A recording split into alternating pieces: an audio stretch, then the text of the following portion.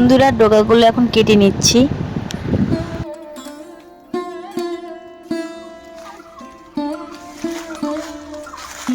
আমি এখন কেটে নিয়েছি। তো হচ্ছে এটাকে বলা হয় পিপুলের ডাঁটা। আমরা বলি পিপুলের ডাঁটা, তোমরা কে কি বলো আমি জানি না, আমরা পিপুলের ডাঁটা বলি। তো এটা খেতে খুবই ভালো লাগে। তো এখন এটা রান্না করব, চলো রেসিপিটা দেখতে থাকো, কেউ স্কিপ করবে না। তো চলো। ডোকাটা কিরকম মোটা হয়েছে দেখো। আর চলো তো এখন কাটা যাক। ডোকাগুলো এখন এক এক করে কেটে নিচ্ছি আমি।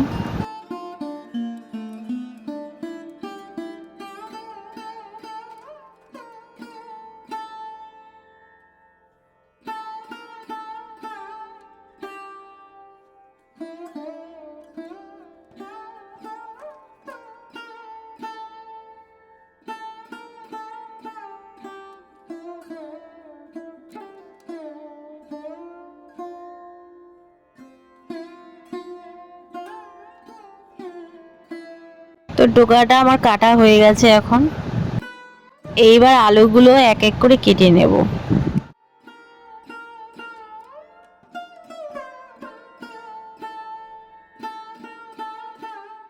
এইবার প্রেসার কুকারের মধ্যে আলু আর ডাঁটাগুলো দিয়ে দিচ্ছি।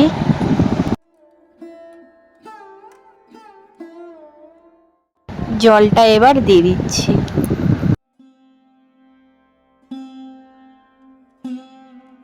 এবার লবণ দিয়ে দিলাম যাতে ওর মধ্যে লবণটা একটু ঢোকে।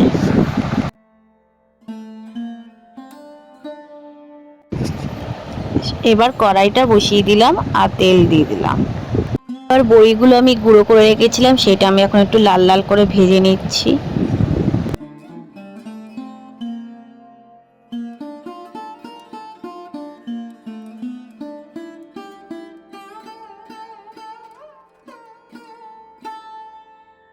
এবার বড়িটা ভাজা হয়ে গেছে, আমি এক এক করে নামিয়ে নিচ্ছি।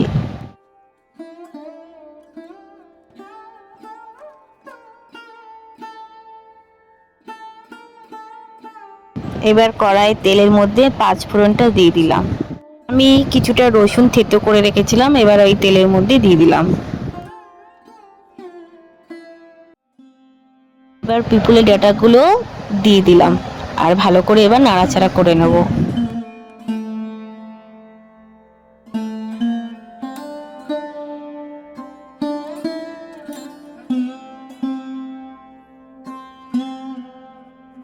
আর আমি হলুদ গুঁড়োটা দিয়ে দিচ্ছি।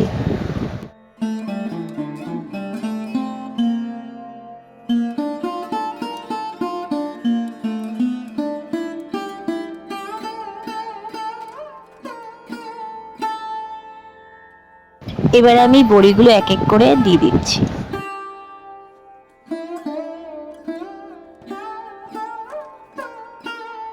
আমি সর্ষে পেস্ট করে রেখেছিলাম, সেই সর্ষে বাটার জলটা আমি এখন দিয়ে দিচ্ছি আর ভালো করে এটাকে মিশিয়ে নিচ্ছি, নাড়াচাড়া করে নিচ্ছি।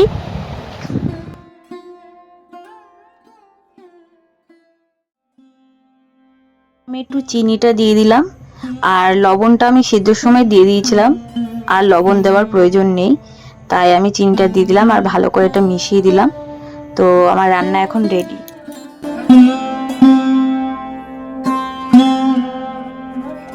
বন্ধুরা, ভিডিওটি ভালো লাগলে লাইক কমেন্ট শেয়ার করবেন। আরও এরকম নতুন নতুন রেসিপি পেতে আমার চ্যানেলটিকে সাবস্ক্রাইব করবেন আর আমার পাশে থাকবেন। আশা করি সবাই ভালো থাকবেন, সুস্থ থাকবেন। যে একটা নতুন রেসিপি নিয়ে, ততক্ষণের জন্য টাটা।